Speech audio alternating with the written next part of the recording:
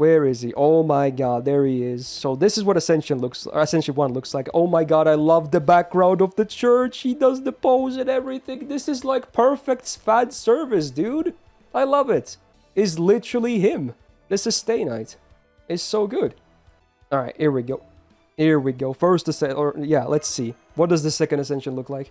Come on, man. I hope this looks nice as well. First one is already a big win. What is that? Whoa.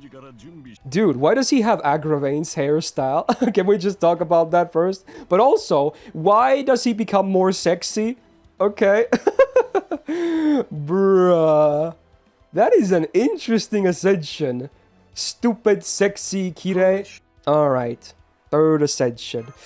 Another new look. Well, how does this look like? Is this going to be something really crazy looking? I wouldn't be surprised. Whoa! Whoa! Bleached hair! And those markings, tattoos. Oh my god. Is this must be because the Grail, right? Yeah, the corrupted Grail is behind him as well. Makes sense. So is this like his altar version, maybe? When you think about it? Because it's the corrupted Grail, right? Maybe this is supposed to be like Kirei altar. Dude, you get them all in one. Oh my, dude, I like this one too. Here we go, final Ascension time. But yeah, most of the time Takeuchi tends to do tamer FAs, right? So I'm not expecting anything crazy here. But hopefully it looks very nice regardless. Alright. Come on. Wow, it's pretty artsy for Takeuchi standards. Yeah, so that really is the corrupted Grail, and it's dripping all the mud there. He doesn't care, he's like, let's freaking go, dude. They look like wings? You know what? Yeah, they kind of do. Pretty sure they're not wings, but you know what? There's a bit of symbolism for you out there. Yeah, fairly tame. Again, the pose is very important.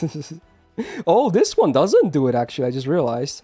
Wait, where's... Oh, they're behind his back. Okay. And then, of course, I mean... Oh, this one does it behind the back, too. I'm actually quite surprised. So only this one, on default, does the Yorokobe. But, I mean, this... You gotta love this one. I mean... You gotta love it, dude. He has to use black keys as well on animations, right? Surely. So, yeah, aesthetically, I am pleased.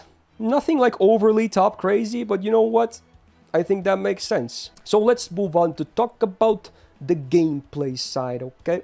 Because now this is where things get really exciting.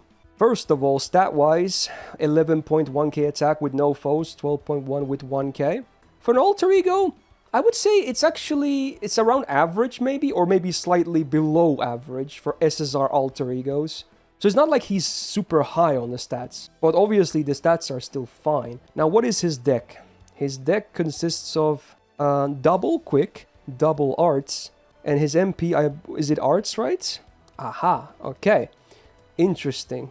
Alright, shout out to Atlas. So, okay, let's go back to the deck before. So the deck, Buster is a 4-hitter, the double arts is a 4-hitter, and the double quick is a 5-hitter, and the extra is also a 5.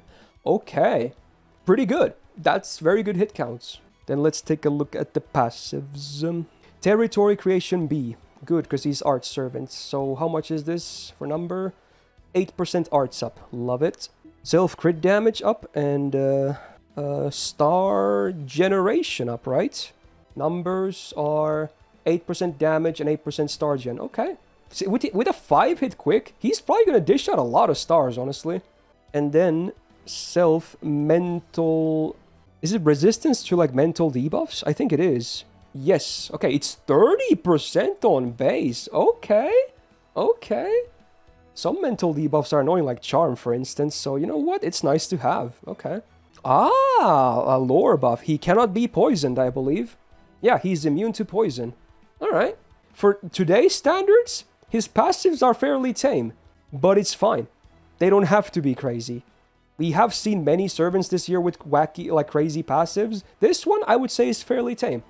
But it's cool. I like the lore passives as well. And then the MP, okay. That's a lot of text. Let's start reading. So, first of all, self-arts card up. Performance, 1 turn, before anything. And scales with overcharge. Good. And then... It is an AoE MP, huh? I think, yeah. And it has an evil damage mod, I believe. Interesting. So he is anti-evil? Interesting. Also applies a burn for 3 turns on all enemies. And a burn amplifier for 3 turns. So he's like Dolman, basically, who applies curse and curse amp. He does burn and burn amp. Oh, but he also does curse and curse amp. Chance to insta-kill all good enemies? Is that what it is? Wow, that's a lore pad thing if I've ever seen one. So chance to insta-kill good enemies, but again, even if it's there, it's after the damage. Thank God, they have learned their lesson, because he's AoE. It's not gonna mess up anything in terms of refund. So it's like Dolman, basically. He is very similar in MP compared to Dolman, huh? Very similar. But his MP is definitely the better one. It still has more nice stuff going for it. Now, what about the numbers? So it's a 4-hitter, by the way. So should be easy looping. I don't see a reason why he wouldn't be a looper. Arts up. Oh, it's a base 20% for 1 turn before damage. Goes up to 40% for 500%. But yeah, base 20, not bad. Then damage mod is a 150%. Oh, it's a flat effect. Okay, so yeah, the damage mod, the evil one, doesn't scale. Flat effect, 150%. The usual, what you've come to see, right? Then the amps and dots are not really worth talking about. They're pretty basic. They're also all 3 turns, so not much going on there. And then 60% chance to insta-kill good enemies. And yeah, that's definitely a lore thing. Overall, MP should be loopable, right? FX-wise, not the craziest thing, but certainly not the worst thing out there either. So far, I would say decent. Nothing amazing yet. Decent. Ah, anti-caster append. That's very good for an alter ego. Okay, append is good. Alright, let's go check out the skills now. We have a healing icon. Wow, that's rare nowadays. Okay, here we go. Let's see what the effects are. It's a targeted heal. So for 1 ally, heal them, and then remove debuffs, and then self-attack up 3 turns. So I believe the targeted thing only applies to the heal and cleanse, and then he always gets the attack up, no matter who you target, right? Also, yeah, that's a 4-turn cooldown, huh? So what about the numbers? Okay. Heal is a 2k, alright, on max rank that is. And then the attack up is 30%. So it's a 3-turn attack up for 30% on a 4-turn cooldown. Like, there's not much effects, but that's actually not bad. That's very good uptime and a decent number for the buff as well. Very decent. Very, very decent. Alright, we have a battery icon. Because you can't be a modern servant without batteries. Alright, self-battery. There you go. And, oh, it's a demerit. Reduce own health by 2k. Like, damages yourself for 2k. Okay. And then... all evil allies. Oh, charge the MP of all evil allies. So is he evil himself? Oh, he's lawful evil. Okay, so he gets a double battery. And then lastly applies... the evil thing also gives an arts up to all evil allies for 3 turns. So again, for him as well. So what about numbers? 6-turn cooldown. MP gauge, the one he always gets on base is the 30, and then he also gets the 20, which is the AoE on evil. So he has a 20% evil AoE battery, okay. And then the arts is also 20% for evil allies, including himself. 6-turn cooldown and minus 2k HP? That's pretty good. That's pretty good. So again, very Dolman vibe, right? Again, similarities. Where he gives himself the most, but he also helps certain allies. I would say this is also a great skill. Not broken, but good. And then we have a guts icon. Can't kill the man.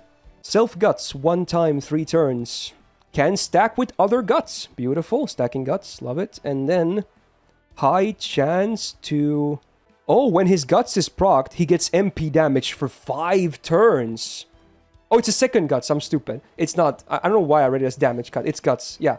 Second guts. Chance to get a second guts for 3 turns. And then when the guts is broken, he gets a 5-turn MP damage buff for himself. That effect lasts for 3 turns. Okay. And then also, oh, it's a taunt for... it's a 3-turn taunt. Whoa. Again, yeah, I was about to say, this is Gramps' buffed first skill. But instead of Buster, you get, like, MP damage, and it's the double guts. But the second one is it's an 80% chance on max rank to get the second guts. So at least it's 80%. I hate that it's RNG. At least it's not 60. 60 is the base. 80 is the max, okay?